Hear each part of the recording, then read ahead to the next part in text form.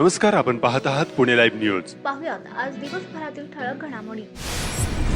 महायुती आणि महाविकास आघाडी या दोन्ही बाजूने जर चुकीचे उमेदवार आले तर तालुक्याच्या हितासाठी, गुन्हेगारी आणि वादविवाद थांबवण्यासाठी आणि तालुका चुकीच्या व्यक्तीच्या हातात जाऊ नये यासाठी तिसरा पर्याय देण्याचा विचार करण्यासाठी खेड तालुक्यातील सर्व प्रमुख पक्षाचे नेते आज एका बैठकीच्या निमित्तानं चाकण या ठिकाणी एकत्र आले होते.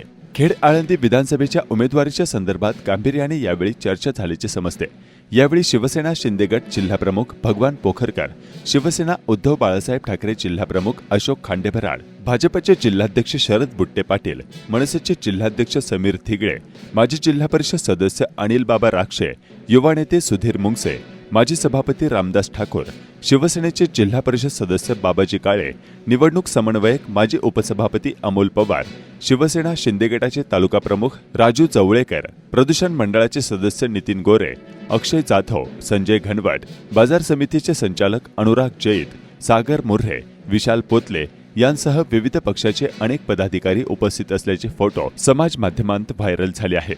खेड तालुक्यात शांतता प्रस्थापित व्हावी, चांगले वातावरण राहावे, तालुक्याचा सर्वांगीण विकास व्हावा, भीतीचे वातावरण नष्ट व्हावे यासाठी समाज मान्यता असलेला आणि चांगली वर्तणूक असलेला उमेदवार तालुक्याचा आमदार व्हावा अशी चर्चा या बैठकीत झाल्याचं बैठकीतील एका पदाधिकाऱ्यांनी नाव न सांगण्याच्या अटीवर सांगितले आहे. ही खेड आळंदी विधानसभेची ही अतिशय महत्त्वाची घटना असून आतापर्यंत खेड तालुक्यामध्ये अशा प्रकारे सर्वपक्षीय कार्यकर्त्यांनी एकत्र येऊन अनेक निर्णय केले आहेत. नुकतीच कृषी उत्पन्न बाजार समितीची सत्ता देखील त्याच माध्यमातून परिवर्तन झाले आहे. या प्रमुख नेत्यांना एकत्रित आणत असताना या पाठीमागे तालुक्यातल्या अनेक ज्येष्ठ मंडळींचा देखील हातभार असल्याचं बोललं जात आहे. काँग्रेस व राष्ट्रवादी शरद पवार गट यांचे तालुका अध्यक्ष आणि अन्य पदाधिकारी तसेच विधानसभा इच्छुक उमेदवार अतुल देशमुख हे उपस्थित नसल्याचे दिसून आले. खेड तालुक्यात सर्व पक्षीय नेते, महायुतीचे संभाव्य उमेदवार दिलीप मोहिते यांच्या विरोधातील उमेदवार सर्व सहमतीनेच ठराव म्हणून ही बैठक आयोजित केली असल्याची जोरदार चर्चा सुरू झाली आहे. एकीकडे महायुतीचे आमदार मोहिते आणि दुसरीकडे महाविकास आघाडीचे संभाव्य उमेदवार अतुल देशमुख यांच्यावर यावेळी नाराजी व्यक्त करण्यात आल्याची माहिती समोर येत आहे. या बैठकीबाबत कमालीची गुप्तता पाळण्यात आली होती. राष्ट्रवादी अजित पवार व काँग्रेस पक्षाचे मात्र कोणीही प्रमुख पदाधिकारी या ठिकाणी हजर नव्हते. खेड तालुक्यातील माजी सैनिक अमित बबनराव मोहिते यांना आळंदी तालुका खेड या ठिकाणी 4 जणांकडून गंभीर मारहाण झाल्याची बाब समोर आली आहे. याबाबत प्राप्त झालेल्या माहितीनुसार बुधवारी 16 ऑक्टोबर रोजी सायंकाळी 7:30 वाजता आळंदी वडगाव रोड ज्ञानराज मंगल कार्यालय भागात माजी सैनिक अमित मोहिते हे आपल्या मोटारीतून जात असताना पाठीमागून आलेल्या एका मोटारीने त्यांच्या मोटारीस धडक दिली. याचा जाब माजी सैनिक मोहिते यांनी विचारला असता ज्ञानेश्वर कदम नामक व्यक्तीने फोन करून 3 व्यक्तींना बोलावून घेतले व माजी सैनिक अमित मोहिते यांना 15 ते 20 मिनिटे गंभीर दुखापत होईपर्यंत मारहाण केली. या घटनेनंतर माजी सैनिक मोहिते हे आळंदी पोलीस स्टेशनमध्ये तक्रार करण्यासाठी गेल्यानंतर पोलिसांनी तक्रार घेण्यास टाळाटाळ केली. घटनेची माहिती मिळाल्यानंतर माजी सैनिक मोठ्या संख्येने जमा झाल्यावर आळंदी पोलिसांनी तक्रार दाखल करून घेतली. या प्रकरणी ज्ञानेश्वर कदम याच्यासह चौघांवर गुन्हा दाखल केला असून एकास अटक देखील करण्यात आली आहे. दरम्यान माजी सैनिक संघटनेने याबाबत पोलीस प्रशासनाला पत्र दिले असून आळंदीमध्ये सुरू असलेली गुंडगिरी आणि दहशत यावर लगाम लावण्याची व फरारी 3 आरोपींना अटक करण्याची मागणी केली आहे. दरम्यान जखमी माजी सैनिक मोहिते यांच्यावर रुग्णालयात उपचार सुरू आहेत. खेड तालुक्याच्या ग्रामीण भागात अमावस्या आणि पौर्णिमेच्या रात्रीच्या वेळी रस्त्यावर कुंकू लावलेले लिंबू, मिरची, मद्य असे उतारे टाकण्याचे प्रकार वाढले आहेत. अंधश्रद्धा पसरवण्याच्या घटनांमध्ये दिवसेंदिवस वाढ होत असल्याचं चित्र पाहावयास मिळत आहे. आधुनिक युगात अजूनही जादू टोण्यासारखे प्रकार अंधश्रद्धेचा कहर पाहायला मिळत आहे. काळूस ते चाकण रस्त्यावर असाच एक उतारा बरोबर रस्त्याच्या मध्यभागी ठेवण्यात आल्याचा प्रकार समोर आला आहे. विशेष म्हणजे हा उतारा रस्त्यातून बाजूला करण्याचे धारिष्ट कोणीही दाखवले नाही. ग्रामीण भागात सर्रास रस्त्यावर उतार्याचे लिंबू आणि मिरचीचे पेव फुटल्याचे चित्र दिसून येत आहे. खेड आळंदी विधानसभा मतदारसंघात यावेळी दोन्ही पवार काका पुतण्यांची प्रतिष्ठा पणाला लागणार आहे. अजित पवार यांच्यासोबत पहिल्या दिवसांपासून असलेले आमदार दिलीप मोहिते यांची ही 6वी निवडणूक असणार आहे. 1999 पासून सलग निवडणुका लढवत आलेल्या दिलीप मोहिते यांचा 3 वेळा विजय झाला तर 2 वेळा पराभव झाला आहे. नुकत्याच झालेल्या लोकसभा निवडणुकीत खेड आळंदी मतदारसंघातून राष्ट्रवादी काँग्रेस शरदचंद्र पवार पक्षाचे उमेदवार अमोल कोल्हे यांना मोठे मताधिक्य आहे. त्यामुळे दिलीप मोहिते यांना यंदाची विधानसभा निवडणूक अवघड असल्याची चर्चा आहे. मात्र विरोधात एकापेक्षा अधिक उमेदवार असणार असल्याने दिलीप मोहितेंना विजयाची खात्री आहे. त्यामुळे विधानसभेची निवडणूक यंदा चुरशीची होणार हे निश्चित आहे. खेड आळंदी मतदारसंघ पूर्वीपासूनच काँग्रेसच्या विचारांना मानणारा राहिला आहे. 1985 मध्ये हा मतदारसंघ नारायण पवार यांच्या ताब्यात गेला. नारायण पवार म्हणजे शरद पवार यांचे निकटवर्तीय. शरद पवार यांच्यासोबत नारायण पवार समाजवादी काँग्रेसमध्ये, नंतर काँग्रेसमध्ये आणि त्यानंतर राष्ट्रवादीमध्येही गेले. त्यानंतरही ते निवडून येत राहिले. 1985, 1990, 1995 आणि 1999 असे चारही निवडणुकीत नारायण पवार निवडून येत राहिले.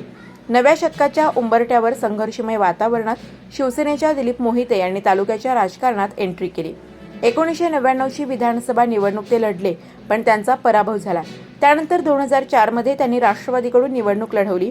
20 वर्षे आमदार असलेल्या नारायण पवार यांचा तब्बल 14,000 अधिक मतांनी पराभव करून आमदार झाले. तेव्हापासून 2014 मधील सुरेशभाऊ गोरे यांच्याकडून झालेला मोठा पराभव वगळता दिलीप मोहिते यांचेच एकहाती वर्चस्व राहिले आहे. 2004, 2009 आणि 2019 या तिन्ही निवडणुकीमध्ये मोहिते यांनी विजय मिळविला होता. 2014च्या विधानसभा निवडणुकीत शिवसेनेच्या सुरेश गोरे यांनी राष्ट्रवादीच्या दिलीप मोहितेंचा दारुण पराभव केला. सुरेश गोरे यांनी तब्बल 1,03,207 मते घेतली. पण 2019 मध्ये पुन्हा एकदा दिलीप मोहिते यांचा पुन्हा विजय झाला. कारण 2019 मध्ये अपक्ष उमेदवार असलेले अतुल देशमुख व भाजप पदाधिकाऱ्यांनी केलेली अंतर्गत बंडाळी गोरे यांच्या पराभवाला कारणीभूत ठरली होती. महाविकास आघाडीत राष्ट्रवादी काँग्रेस शरदचंद्र पवार पक्षाचा या मतदारसंघावर भक्कम दावा आहे. यंदा लोकसभा निवडणुकीत राष्ट्रवादी काँग्रेसच्या अमोल कोल्हे यांना खेड आळंदी मतदारसंघातून 46,000चे तगडे मताधिक्य मिळाले आहे. भाजपमधून आलेले माजी जिल्हा परिषद सदस्य आणि 2019 मध्ये आमदारकी लढवलेले व 50,000 मते घेतलेले अतुल देशमुख प्रमुख दावेदार मानले जातात. खासदार अमोल कोल्हे हे देखील अतुल देशमुख यांच्याच उमेदवारीसाठी आग्रही असल्याचे बोलले जात आहे. मात्र देशमुख यांच्या उमेदवारीला महाविकास आघाडीतील नेत्यांचा विरोध होत असल्याची बाब समोर येत आहे. यंदा खेड आळंदीमधून निवडून येण्यासाठी किमान 1.25 लाख मते आवश्यक आहे. मग केवळ 15,000 ते 20,000 मतांचा गठ्ठा असलेल्या कोणत्याही नेत्याला उमेदवारी देण्यास पक्षातूनच विरोध असल्याचे समजते. जर सर्वसंमतीचा उमेदवार दिल्यास दिलीप मोहितेंच्या विरोधातील मतेही आपल्याकडे खेचता येतील असा उमेदवार द्यावा असा सूर पक्षातून आणि महाविकास आघाडीच्या नेत्यांचा आहे.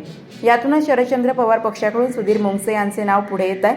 दरम्यान ऐनवेळी दिवंगत आमदार सुरेश गोरे यांच्या पत्नी मनीषा गोरे यांचेही नाव पुढे येऊ शकते. खासदार सुप्रिया सुळे यांनी मनीषा सुरेशभाऊ गोरे यांना याबाबत विचारणा केली असल्याचीही माहिती समोर येत आहे. खेड आळंदी मतदारसंघात सध्या सर्वाधिक फरफड सुरू आहे ती शिवसेनेची. या मतदारसंघात सुरुवातीपासून उद्धव ठाकरे यांच्या निष्ठावान शिवसैनिकांचा एक मोठा गट सक्रिय आहे. तालुक्याच्या राजकारणावर प्रभाव पाडणारा हा गट आहे. यामुळेच उद्धव ठाकरे यांच्यासोबत राहिलेले माजी जिल्हा परिषद सदस्य बाबाजी काळे गेल्या 5 वर्षापासून आमदारकीची तयारी करत आहे. त्यांचाही जनसंपर्क चांगला आहे. त्यामुळे काळेंना तिकीट मिळाल्यास चांगली लढत होऊ शकते असा अंदाज अनेक जाणकार व्यक्त करत आहेत. यंदाच्या निवडणुकीत कोणत्याही प्रकारे मतांची विभागणी झाल्यास दिलीप मोहिते यांचा फायदा होऊ शकतो. शिवसेना उद्धव बाळासाहेब ठाकरे पक्षाचे माजी सभापती अमोल पवारही उमेदवारीच्या आशेवर आहेत. मात्र प्राप्त होत असलेल्या माहितीनुसार शिवसेना उद्धव बाळासाहेब ठाकरे पक्षाला खेड आळंदी मतदारसंघ सुटण्याची शक्यता फारच कमी असल्याचे बोलले जात आहे. त्यामुळे उमेदवारीवरून महाविकास आघाडीत स्थानिक पातळीवर फूट पडल्यास आणि बंडखोरी झाल्यास त्याचा थेट फायदा महायुतीचे संभाव्य उमेदवार आमदार दिलीप मोहिते यांना होणार आहे. याशिवाय आमदार मोहिते यांचे सर्व पक्षात, विशेषतः विरोधी पक्षात असलेले छुपे मित्र स्लीपर सेल प्रमाणे गुपचूप आमदार मोहिते यांना सर्व माहिती पुरवून अंतर्गत काम करण्याची शक्यता आहे. त्यामुळे खेडचे मैदान मारणे मोहितेंना फार कठीण नसल्याचे चित्र आहे. शासकीय इमारती आणि शासकीय मालमत्तेच्या आवारातील जाहिरात फलके, भित्तीपत्रके, भिंतीचित्रे, बॅनर, ध्वज, फ्लेक्स तात्काळ प्रभावाने हटवण्यात आले आहेत. खेड आळंदी विधानसभा मतदारसंघात 1,446 फलक हटवण्यात आले आहेत. खेड आळंदी मतदारसंघाच्या विधानसभा निवडणुकीसाठीची सर्व पूर्वतयारी झाली असून प्रशासकीय यंत्रणा सज्ज झाली आहे. खेड तालुक्यात एकूण 389 मतदान केंद्रे असणार आहेत. आचारसंहिता कक्ष स्थापन करण्यात आला आहे. खेड तालुक्यातील मतदारसंख्या किती आहे ते पाहूयात. पुरुष 1,92,307, महिला 1,81,233, इतर 12, एकूण 3,73,752, दिव्यांग 3,456, 9 मतदार 308, 85 वयावरील ज्येष्ठ मतदार 5,304. निवडणूक प्रचारासाठी 10 पेक्षा अधिक वाहनांच्या ताफ्यास निर्बंध. विधानसभा निवडणूक प्रचारासाठी राजकीय पक्ष, निवडणूक लढवणारे उमेदवार किंवा त्यांच्या प्रतिनिधींनी निवडणूक प्रचारासाठी 10 पेक्षा अधिक मोटार गाड्या वाहनांच्या ताफ्याचा वापर करण्यास जिल्हाधिकारी तथा जिल्हा दंडाधिकारी डॉक्टर सुहास दिवसे यांनी निर्बंध आदेश जारी केले आहेत. हे आदेश 25 नोव्हेंबर 2024 पर्यंत अंमलात राहतील. या आदेशाचे उल्लंघन करणारे लोकप्रतिनिधित्व अधिनियम 1951 मधील तरतुदीनुसार व भारतीय न्याय संहिता 2023 कलम 223 प्रमाणे दंडनीय कार्यवाहीस पात्र राहतील, असेही आदेशात नमूद करण्यात आले आहे. खेड तालुक्यातील दोंदे ग्रामपंचायतच्या मावळत्या सरपंच सुनीता बनकर यांनी राजीनामा दिल्यानंतर प्रतीक्षा दत्तात्रय दरवडे यांची बिनविरोध सरपंचपदी निवड करण्यात आली आहे. खेड तालुक्यात झेंडूत तरकारीचे नगदी पीक म्हणून कोबी लागवड करताना शेतकरी दिसत आहेत. जोपर्यंत झेंडू सुरू आहे तोपर्यंत कोबी देखील विक्रीसाठी उपलब्ध होणार असल्यानं एकाच वेळी दोन्ही शेतमालातून 4 पैसे खिशात येतील अशी आशा शेतकरी वर्गाला आहे.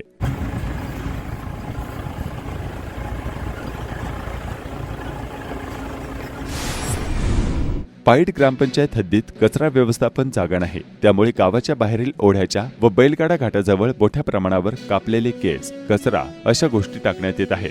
यामुळे गावाच्या दर्शनी भागात अतिशय विद्रुपीकरण झाले आहे. पाईट गावात मोठ्या विकास कामांचा कांगावा होत असला तरी साधा घनकचरा व्यवस्थापन ग्रामपंचायत करू शकत नाही. ज्या ओढ्यात हा कचरा टाकला जात आहे तो कचरा ओढ्यामार्फत थेट भामा आसखेड धरणात जात आहे. पाईट आंबोली रस्त्याच्या बाजूला रानफुले बहरली आहेत.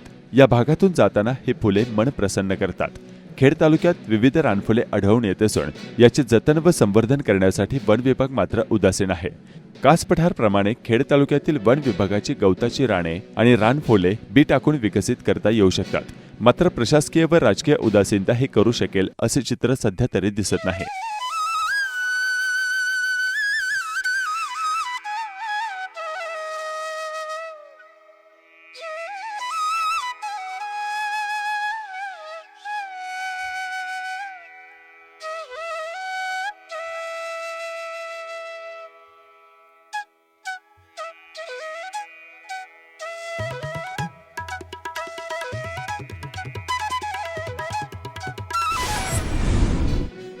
पिंपरी चिंचवड पोलीस आयुक्तालय यांनी पिंपरी चिंचवड परिसरात महानगरपालिकाच्या सहाय्यानं सीसीटीव्ही यंत्रणा कार्यान्वित केली आहे. मात्र आयुक्तालय महानगरपालिका क्षेत्र सोडून चाकणसह MIDC, तळेगाव, आळंदी, देहो व हिंजवडे या भागात सीसीटीव्ही यंत्रणा कार्यान्वित करण्याबाबत स्थानिक ग्रामपंचायत, नगर परिषद यांसह MIDC प्रशासन यांच्याबरोबर समन्वय साधून सीसीटीव्ही यंत्रणा कधी कार्यान्वित करणार असा सवाल नागरिक विचारत आहेत. ही सीसीटीव्ही यंत्रणा कार्यान्वित झाल्यानंतर मोठ्या प्रमाणावर कायदा व सुव्यवस्था अबाधित राहण्यासाठी आणि वाहतूक समस्या तसेच गुन्ह्याची उकल करण्यासाठी मदत होणार आहे. खेड तालुक्यात अनेक भागात नियमितपणे सायंकाळी आणि रात्रीच्या वेळी अचानक वीज खंडित होण्याचं प्रमाण वाढलंय. वारंवार तांत्रिक बिघाड आणि कित्येक वेळ खंडित होणाऱ्या विजेनं नागरिक हैराण होत आहेत.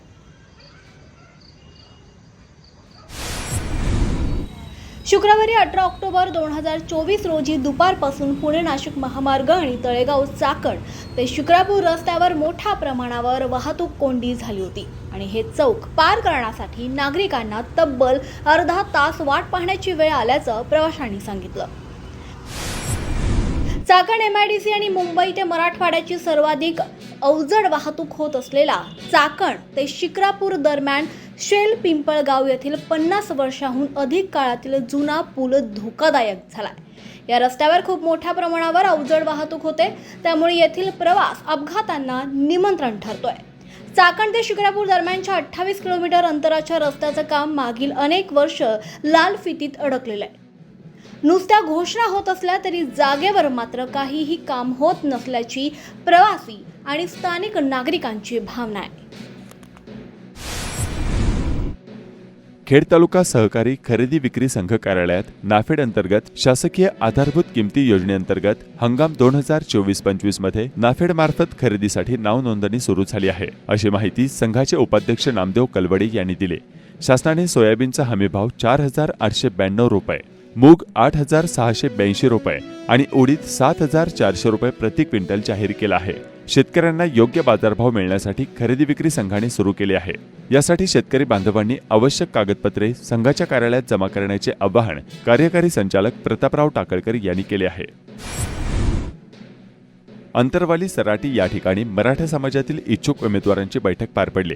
मनोज चरांगे पाटील यांनी सर्वांची मते जाणून घेतली. पाडायचे की लढायचे याबाबत बहुतांश लोक उमेदवार उभे करावे असा कौल दिसून आला. खेडमधील समाज बांधव देखील यावेळी उपस्थित होते. जिथे समाजाची ताकद कमी आहे तिथे सत्ताधारी यांना पाडा असाही सूर होता. पुणे जिल्ह्यात काही दिवसांत पाटलांच्या नेतृत्वात समाज एकवटला आहे. त्यानुसार पुणे जिल्ह्यातील शहर आणि ग्रामीण अशा सर्व 21 मतदारसंघातील इच्छुक उमेदवार यांची बैठक घेऊन शक्य असेल त्या ठिकाणी एकमत करण्याचा प्रयत्न करून मतदारसंघनिहाय अहवाल 20 ऑक्टोबर पूर्वी चरांगे पाटील यांच्याकडे सुपूर्द करायचा आहे. 20 तारखेला मराठा समाजाची बैठक सराटी या ठिकाणी होणार आहे. तिथे लढायचं की पाडायचा यावर अंतिम निर्णय होणार आहे.